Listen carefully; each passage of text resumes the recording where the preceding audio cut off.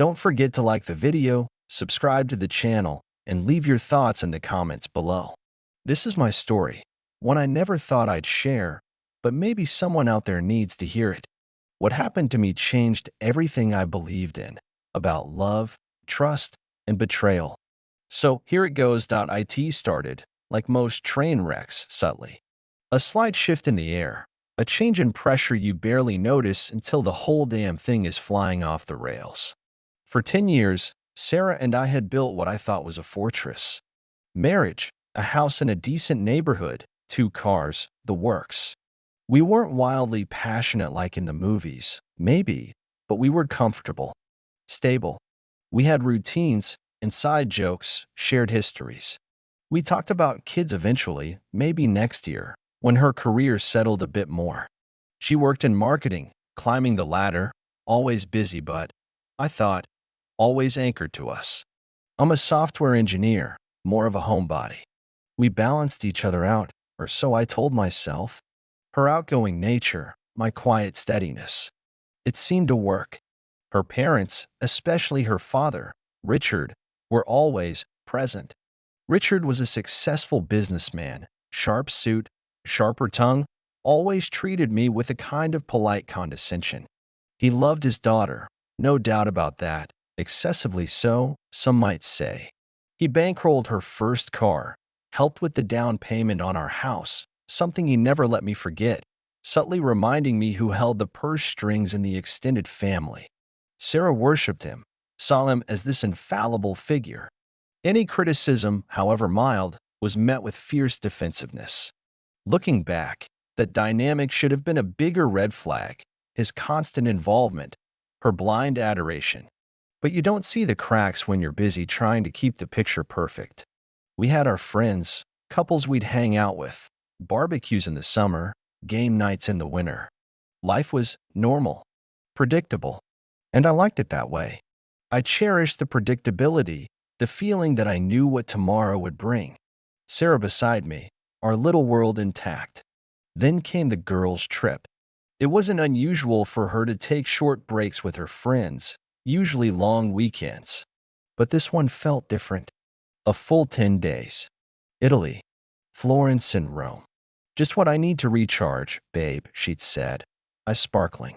Work has been brutal, and Chloe and Jess are desperate for a proper getaway.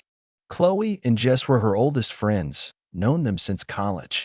It made sense, but the planning seemed off. Usually, Sarah was an open book about trips, sharing itineraries, showing me hotel options, giddy with excitement. This time, it was more secretive. Vague answers. Oh, Chloe's handling most of it. Or Jess found a great deal, still finalizing details. When I asked about costs, she waved it off. Don't worry, I've been saving my bonus. Plus, Dad might help out a little. You know how he is. I didn't know how he was. Generous to a fault with her, but it always felt like he was buying influence, keeping her tethered. I let it go. Why rock the boat? She deserved a break. I trusted her. Or rather, I trusted the image I had of her, the image we had built together over a decade. The idea of her betraying me wasn't even in the realm of possibility. It was like doubting gravity. Preposterous. So, I helped her pack, listened to her vague descriptions of planned museum visits and pasta-making classes, and drove her to the airport. Kissed her goodbye, told her to have fun, be safe. Watched her walk away, dragging her suitcase, turning back to wave with that familiar, bright smile. The house felt empty without her, quieter than usual. I threw myself into work, caught up on projects, binged some shows she wasn't interested in. Talked to her briefly each day. Calls were short, connections supposedly spotty. Texts were sporadic. She sent a few pictures, the Colosseum, a plate of pasta, a selfie with Chloe, and just looking slightly forced. Everything seemed normal, just a typical vacation update. But a tiny seed of unease had been planted. Maybe it was the brevity of the calls, the way she deflected specific questions about her day, blaming the time difference or a bad signal. Maybe it was just the emptiness of the house getting to me. I told myself I was being paranoid, insecure. She was having fun with her friends. I needed to relax. The 10 days crawled by. I missed her, genuinely missed her presence, the rhythm of our life together. I started planning a welcome home dinner, her favorite meal. I even bought flowers. I couldn't wait to have her back, to restore the comfortable predictability I craved. The fortress felt vulnerable without her there. Little did I know, the walls were already breached, the foundations crumbling beneath my feet, and the wrecking ball had been swung by the people I least expected. The normality I clung to was just an illusion, a carefully constructed stage set, and the final act was about to begin. Her return was subdued. Jet lag, she claimed. She seemed tired, distant. The usual post-trip glow, the flood of stories and shared photos, was missing. She gave vague answers about the sights, talked more about how exhausting the travel was. The souvenir she brought me felt like an afterthought. The welcome home dinner felt flat. She picked at her food, offered clipped responses, and went to bed early. Again, I chalked it up to exhaustion. Travel takes it out of you. But the unease grew, gnawing at the edges of my consciousness. Over the next few days, things remained slightly off. She was jumpy when her phone buzzed, overly protective of it. She took longer showers, spent more time decompressing in the bedroom with the door closed. Small things, easily explainable in isolation, but together they formed a discordant melody. The real shatter point came about a week after she got back. I was tidying up the home office, a space we nominally shared but mostly I used. Her laptop bag was slumped against the desk chair, left there since her return. I picked it up to put it away properly, and a small, folded piece of paper slipped out from the side pocket. A receipt. Not unusual, people stuff receipts everywhere. But this one wasn't from Italy. It was from a jewelry store, a high-end one downtown, dated the day before she left for her girls' trip. The item? A man's watch. Expensive. Very expensive. My heart started doing a weird drum solo against my ribs. Why would Sarah buy an expensive man's watch right before a girl's trip to Italy? It wasn't my birthday, not our anniversary, not Christmas. No occasion I could think of. And she certainly hadn't given it to me. A cold dread started seeping into my bones. I put the receipt down, hands trembling slightly. Coincidence? A gift for her father? Richard wore a different luxury brand, meticulously maintained. It didn't fit. Maybe a corporate gift for a client? Possible, but the timing, right before her trip, it felt wrong. I tried to push it away, but the image of the receipt was burned into my mind. That night, I couldn't sleep. Every time I closed my eyes, I saw the name of the jewelry store, the description of the watch, the price tag. Sarah slept soundly beside me, or at least pretended to. Her breathing seemed too even, too calm. Was I going crazy? Manufacturing suspicion out of thin air? The next morning, driven by a compulsion I couldn't control, I went back to the home office before work. Her laptop was on the desk. We knew each other's passwords, or so I thought. We'd always had a policy of transparency. I hesitated. This felt like a violation. But the receipt, the watch, the weirdness since she got back. I needed to know. I logged in. My hands were sweating. I checked her email first. Nothing obvious in the main inbox. Then I checked the trash folder. Bingo. Deleted emails. Lots of them, including booking confirmations. Not for Florence and Rome with Chloe and Jess. No, these were for a completely different trip. A luxury resort in the Caribbean. Booked for 2. Under her name. For the exact same dates she was supposedly in Italy. My breath hitched. My vision blurred for a second. This couldn't be real. It was a mistake. Some weird spam email configuration she'd accidentally booked. But the details were there. Flight confirmations, hotel booking, even dinner reservations. All for 2 people. And the second person wasn't Chloe or Jess. The emails meticulously deleted, but not permanently erased. Who was the second person? Panic set in, cold and sharp. I started digging deeper, almost frantic now. Photo gallery synced from her phone. Most photos were innocuous, scenery, food. But hidden in a recently deleted folder, accessible through the cloud backup she'd clearly forgotten about, were pictures that weren't meant for me. Pictures from the Caribbean resort. Her, laughing, looking happier and more relaxed than I'd seen her in months. And him, a man I didn't recognize at first glance. Tanned, fit, smiling back at her. In one photo, he was wearing a watch. The watch. The one from the receipt. It felt like the floor dropped out from under me. The air was sucked from my lungs. 10 years. 10 years of marriage, commitment, shared dreams, evaporated in the face of a deleted photo album and a jewelry store receipt. The betrayal was staggering, but the calculated deception, the elaborate lie involving her friends, the fake Italy trip, it was psychopathic. Who does that? Who orchestrates such a complex deception? And then another email caught my eye. Not deleted, but buried in a subfolder labeled Miscellaneous Finances.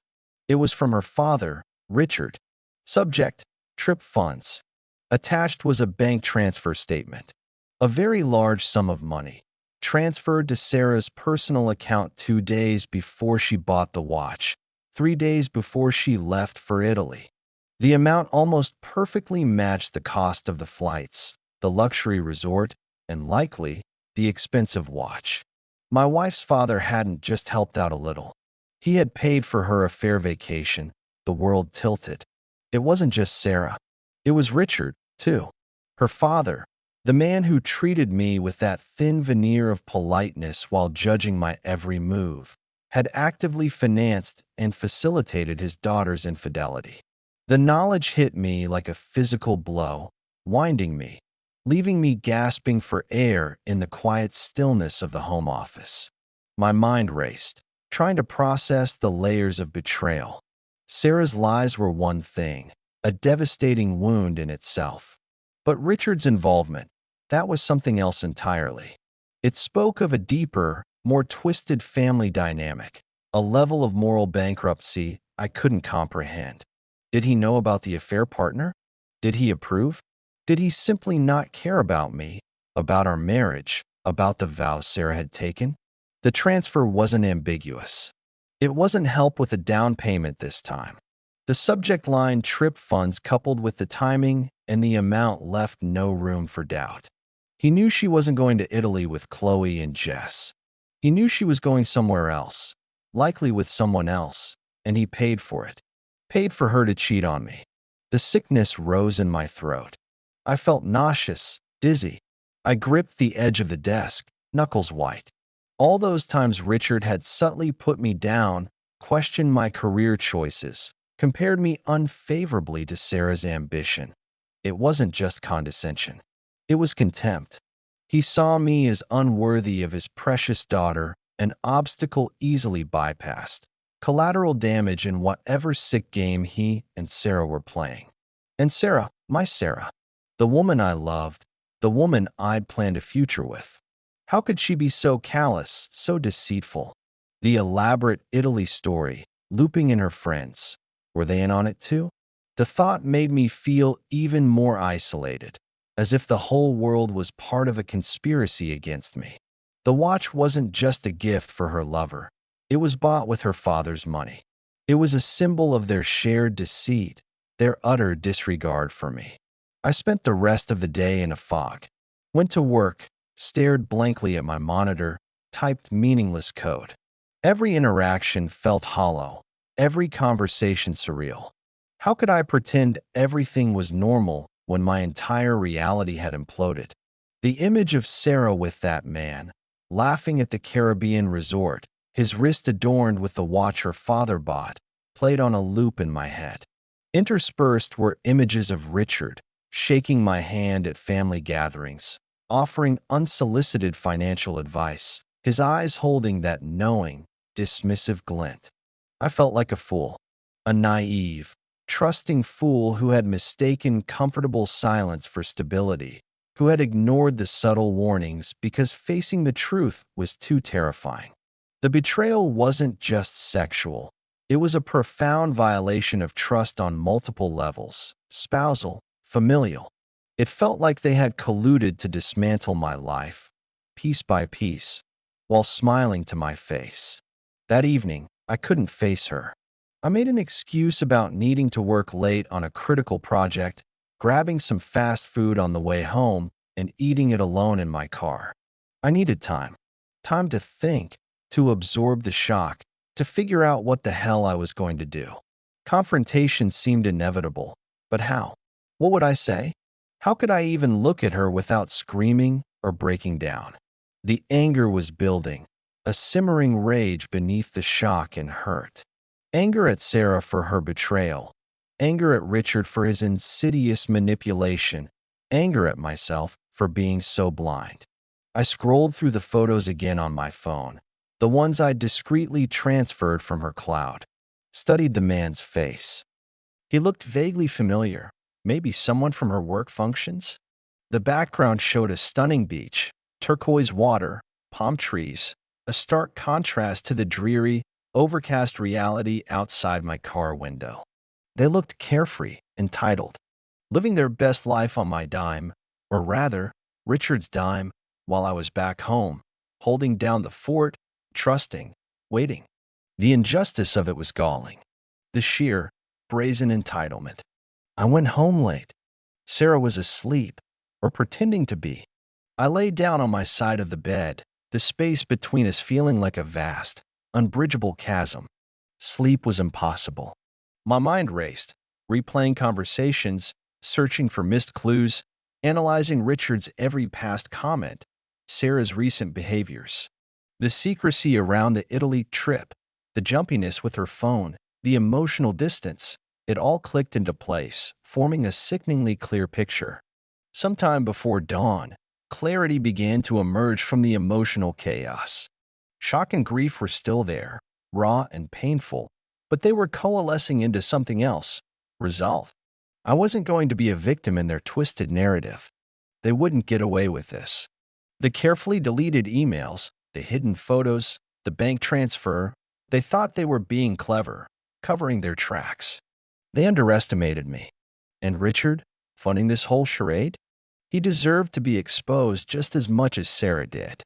The thought of confrontation still terrified me, but the thought of letting them continue their lives unscathed, thinking they'd pulled it off, fueled a cold, hard determination I hadn't felt before. I needed proof.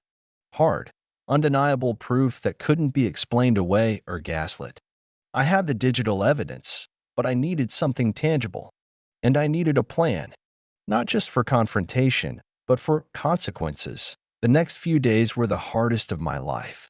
Living under the same roof as Sarah, pretending everything was normal, was psychological torture. Every shared meal felt like swallowing poison. Every casual conversation was laced with unspoken accusations. Every touch felt like a violation. I oscillated between numb dissociation and blinding rage. I focused on gathering more concrete evidence, meticulously documenting everything I'd found, printing the emails, saving the photos securely, noting down dates and times. I became a detective in my own life, hunting for the truth that had been hidden in plain sight. I needed to be smart, strategic. Blowing up immediately would give them control, allow them to spin the narrative. I needed leverage.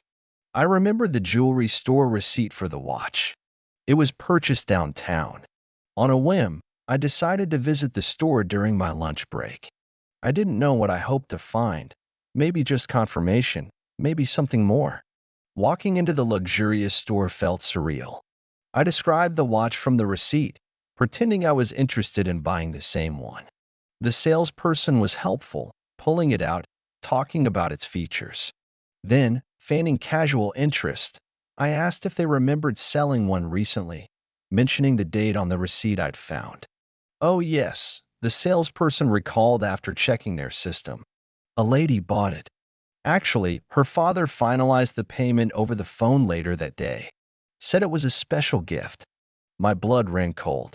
Richard didn't just transfer the money to Sarah. He directly paid the high-end jewelry store for the watch intended for her affair partner. He was intimately involved, not just a passive funder. This detail was crucial. It tied him directly not just to the trip, but to the affair itself. It painted a picture of premeditated, collaborative deceit. I thanked the salesperson and left, the information burning a hole in my pocket. The sheer audacity was breathtaking. While I played the role of the dutiful husband at home, Sarah and her father were tag-teaming the logistics of her infidelity. Back at home, the charade continued. Sarah seemed oblivious, perhaps mistaking my quietness for work stress. Or maybe she simply didn't care enough to notice. She talked about upcoming work projects, complained about office politics, asked my opinion on trivial things, all while living this staggering double life. The dissonance was jarring. How could someone compartmentalize like that? How could she look me in the eye? One evening, she mentioned an upcoming family dinner. A barbecue at her parents' place the following weekend. Her brother and his family would be there, some cousins, the whole clan. Richard's domain. The perfect setting, I realized with a jolt. It was audacious, risky, but the thought of exposing them both, together, in front of the family they pretended to be pillars of, started to take shape. It wasn't just about revenge anymore. It was about reclaiming the truth, about shattering the facade they had so carefully constructed.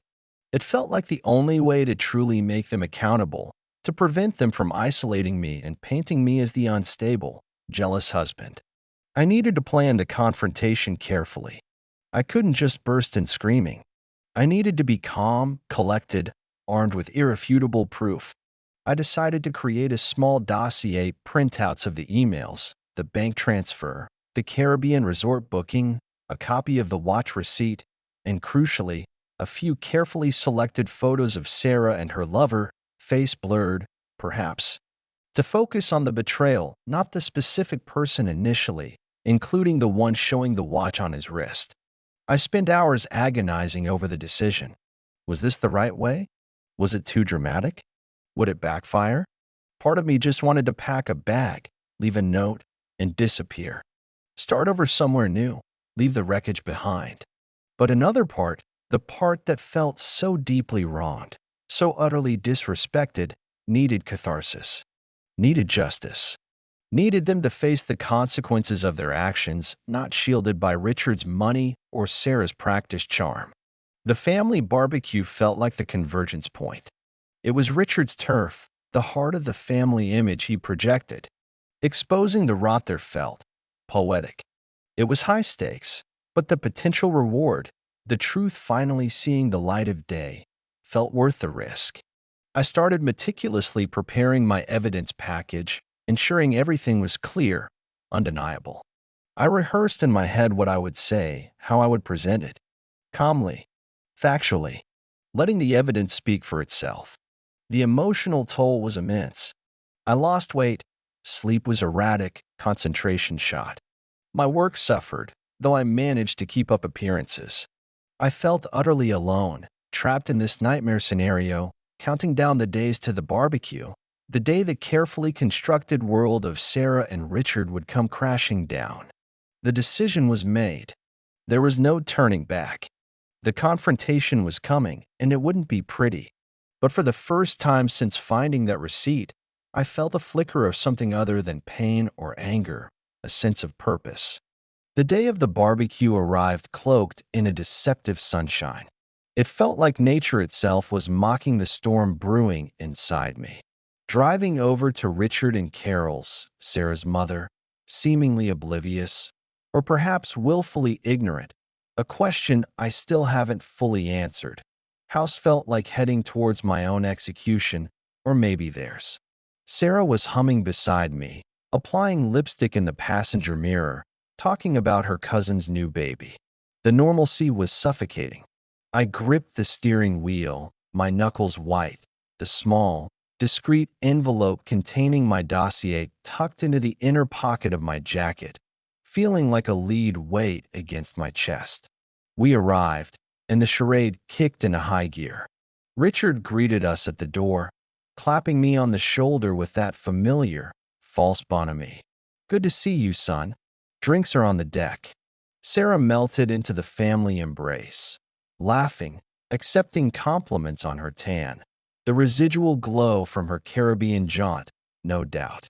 Her brother, Mark, his wife, Lisa, their kids, cousins, aunts, uncles, the whole perfect picture of familial bliss. I circulated, accepted a beer I didn't want, made small talk, my insides churning.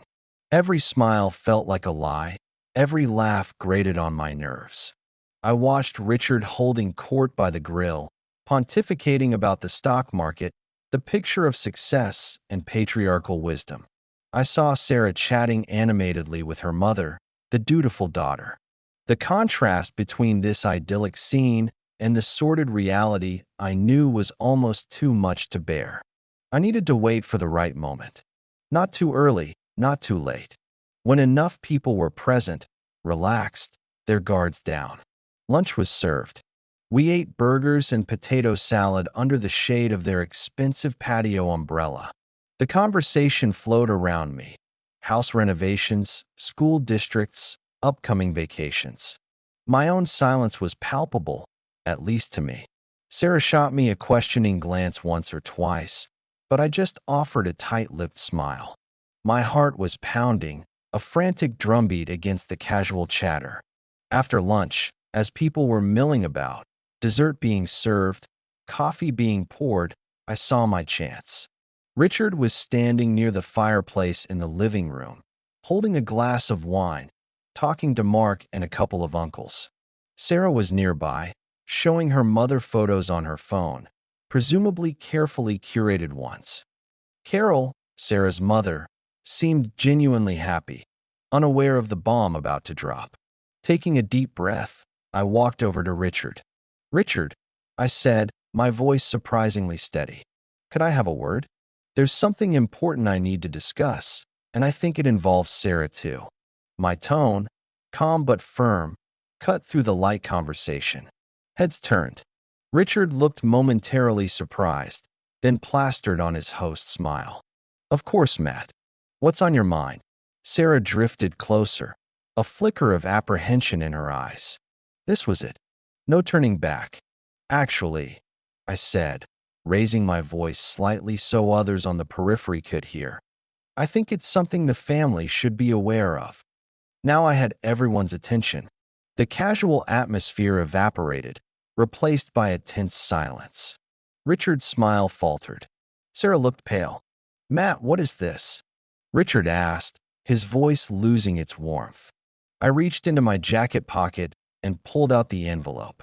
"I think this explains it best," I said, my hand shaking almost imperceptibly as I handed it to him. "It concerns Sarah's recent girls' trip to Italy." Richard took the envelope, confusion warring with suspicion on his face. Sarah made a small, involuntary sound. He opened it, pulling out the first few pages, the Caribbean resort booking, the flight confirmations for two. His eyes scanned the documents, his face slowly draining of color. He looked up at Sarah, then at me, speechless. "That doesn't look much like Florence," I stated calmly. And I wasn't aware Chloe or Jess had changed their names. I saw Sarah's eyes dart towards the photos I knew were further down in the stack. Panic flared in her expression. "Matt, this isn't the time or place," she hissed, stepping forward. "Oh, I think it is," I replied, my voice gaining strength. "See, I was confused about how you afforded such a luxurious trip, especially since you were worried about finances just before you left." I turned my gaze back to Richard, who was now staring at the printout of the bank transfer confirmation. "But then I found this. Trip funds, wasn't it, Richard? A very generous contribution." The uncles and Mark were staring, mouths agape. Carol looked utterly bewildered, looking between me, Sarah, and Richard. "Richard? What is he talking about?" she asked, her voice trembling. Richard crumpled the papers slightly in his hand, his face a mask of fury and dawning horror. He knew he was caught. "And the watch," I continued, pressing the advantage. The expensive man's watch Sarah bought the day before she left? I was wondering who it was for. I pulled out the final items, the jewelry store receipt, and the photo clearly showing the affair partner at the resort wearing the watch. I didn't hand these over, just held them up briefly. Turns out, Richard, you helped pay for that too. Called the store yourself to finalize the payment, didn't you? The silence was absolute now, thick with shock and dawning comprehension. Sarah looked like she was about to faint. Richard's carefully constructed world was shattering around him, in front of his family. His face contorted with rage, not at Sarah, but at me. "How dare you?" he choked out, voice low and menacing. "You walk into my house. Your house." I interrupted, the last vestiges of fear replaced by cold anger. "You helped orchestrate your daughter's affair under my nose. You paid for her to betray me, to lie to me, to destroy our marriage. You have no right to talk about daring." Sarah finally broke, tears streaming down her face. "Matt, please, we can talk about this privately." "We're past private conversations, Sarah," I said, the hurt raw in my voice. "You made your choices. Both of you did. And now everyone sees them for what they are." The fallout was immediate. Carol burst into tears, demanding answers from Richard and Sarah. Mark looked disgusted, shaking his head. The uncles and aunts awkwardly tried to melt into the background, unsure where to look. The perfect family barbecue had imploded. Richard lunged towards me, pure fury in his eyes, but Mark stepped between us. "Dad, stop." It was chaos. Shouting, crying, accusations flying. I stood my ground, the empty envelope dangling from my hand. I had done it. I had exposed them. The satisfaction I expected wasn't quite there, replaced by a hollow ache. But the truth was out. The lies were broken. Whatever happened next, they couldn't hide anymore. I turned, without looking back at Sarah or Richard, and walked out of the house, leaving the wreckage of their perfect family portrait behind me. The sunny afternoon suddenly felt cold. Walking away from that house felt like shedding a skin. The weight of the secret, the burden of the charade, lifted, but left behind a raw, exposed nerve ending. I got in my car, hand shaking, and just drove. No destination in mind, just needing distance, needing air. The immediate aftermath was a blur of frantic calls and texts from Sarah, alternating between tearful apologies, angry accusations, and desperate pleas to talk. I ignored them all. Then came the calls from her mother, Carol, bewildered and heartbroken, wanting to understand. I spoke to her briefly, calmly reiterating the facts, expressing my sympathy for her position but making it clear that my marriage was over and my relationship with Richard and Sarah was irrevocably broken. Richard never called. His silence spoke volumes. The family, predictably, fractured. Mark, Sarah's brother, actually reached out a few days later.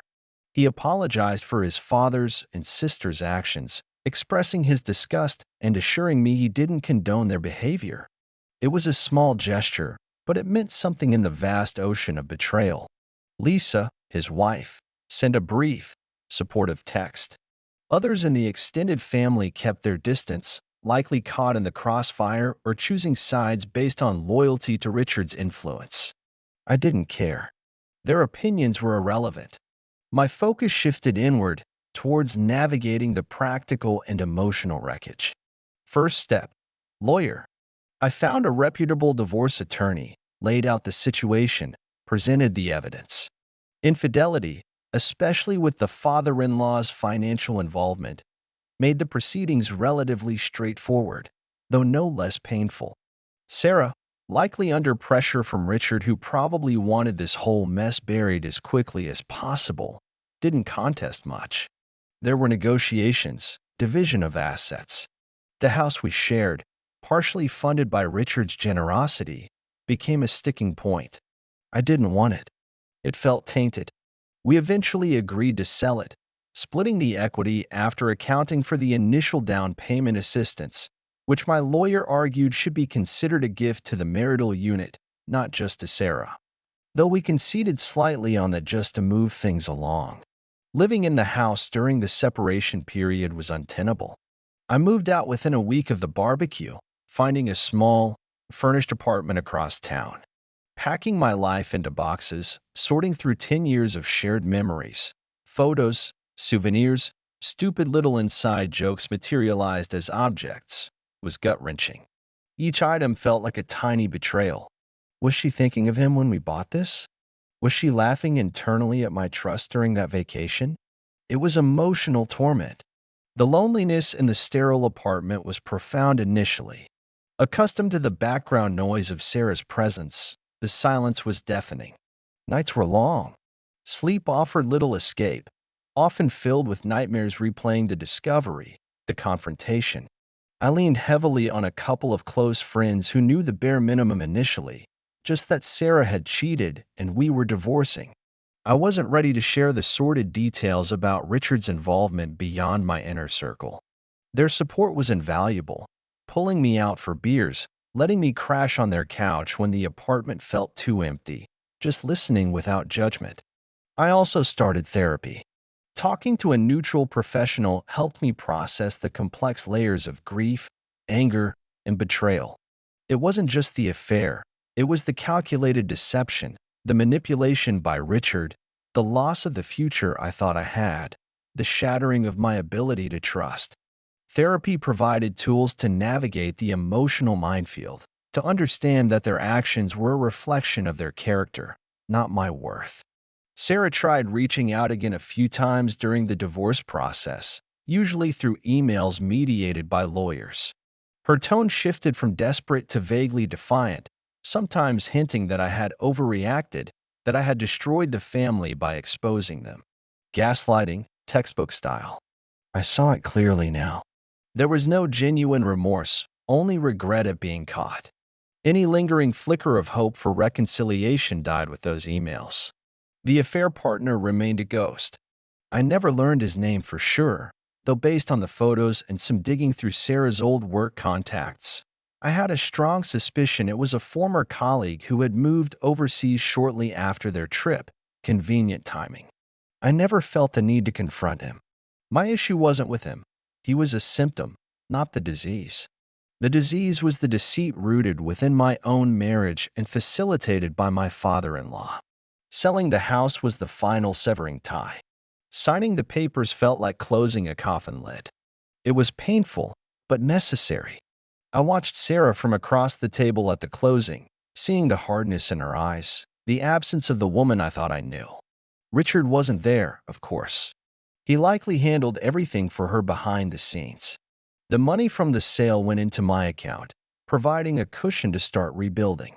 It wasn't about the money, but it represented a tangible separation, a financial untangling from their web.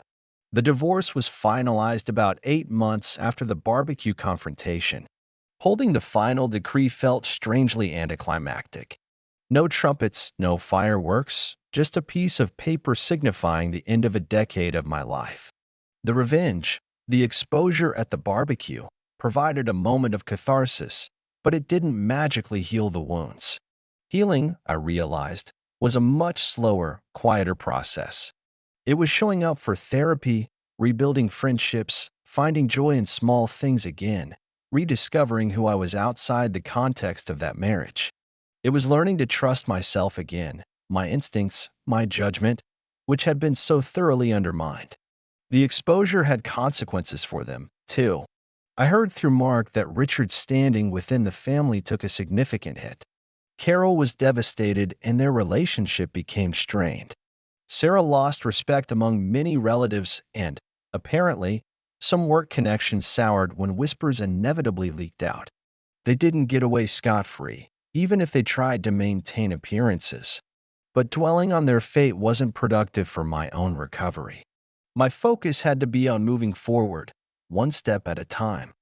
Looking back now, a couple of years removed from the implosion, life is different.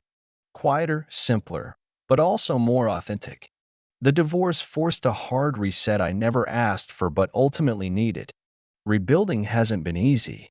Trust is still a fragile thing for me, especially in romantic contexts. The scars are there.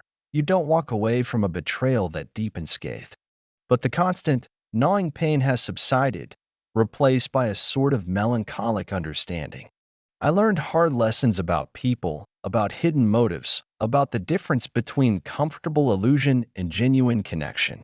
I learned that sometimes the people closest to you are capable of the deepest betrayals, and that family isn't always defined by blood, but by respect and loyalty. The relationship I had with Sarah wasn't the fortress I imagined. It was built on shaky ground, compromised by her unhealthy dynamic with her father and, ultimately, her own choices. Richard's need for control and Sarah's willingness to be controlled, even admired for her deceit, created a toxic environment where something like this affair wasn't just possible, but perhaps inevitable. His funding of it was just the ultimate expression of his contempt for me and his ownership over her. I see that now. The exposure at the barbecue. Do I regret it? Sometimes, in weaker moments, I question the drama of it. Maybe a quiet divorce would have been less messy. But then I remember the calculated coldness of their deception, the way they operated as a team against me. The public exposure felt necessary, not just for my own sense of justice, but to strip away the facade they hid behind. It forced a reckoning that wouldn't have happened otherwise. It ensured the truth, in all its ugliness, was undeniable. It prevented them from controlling the narrative, from painting me as the villain in private whispers. It cost relationships within the extended family, perhaps, but those relationships were predicated on a lie anyway. What did I truly lose? I haven't seen Sarah since the divorce finalization. I hear snippets about her life through the grapevine. She apparently reconnected with the affair partner for a while, though I don't know or care if they are still together. Richard and Carol are still married, presenting a united front, though Mark tells me things are permanently altered beneath the surface. Their perfect family image is cracked, even if they try to paste over it. For me, healing came in stages. Therapy was crucial. Reconnecting with old friends and making new ones reminded me that genuine connections exist. I poured energy into my work, finding satisfaction in building things and solving problems that had clear solutions, unlike the messy complexities of human relationships. I traveled a bit on my own, reclaiming the joy of exploration that Sarah's fake trip had tried to tarnish. Sitting in a real cafe in Rome last year, sipping espresso, felt like reclaiming a piece of myself. I'm dating again, cautiously. It's different now. I'm more guarded, perhaps, but also more attuned to red flags, more committed to honesty and open communication from the outset. I look for different qualities: integrity, kindness, genuine partnership, rather than just compatibility or shared routines. The experience didn't make me bitter, surprisingly. Sad, yes. Wary, certainly. But mostly, it made me value honesty and decency more than ever. It clarified what truly matters. Losing everything I thought I had, the wife, the house, the family-in-law, the future I'd envisioned, forced me to find my own foundation, one not dependent on external validation or deceptive appearances. It's a stronger foundation, built on self-awareness and resilience. The fortress I have now is internal. It's not about keeping people out, but about knowing my own worth, trusting my own judgment, and refusing to tolerate disrespect or betrayal. The road ahead is still unfolding, but I walk it on my own terms now. The shadow of what happened will likely always be there, a reminder of the fragility of trust and the depths of human deceit. But it no longer defines me. It's just part of my story, a chapter one survived, learned from, and ultimately closed. Looking back, I realize I lost a part of myself, but I also found something stronger. If you've ever been betrayed, know this: you're not alone, and healing is possible. Thank you for listening to my story. Don't forget to like, comment, and subscribe for more real stories like this one. Until next time, take care of yourself.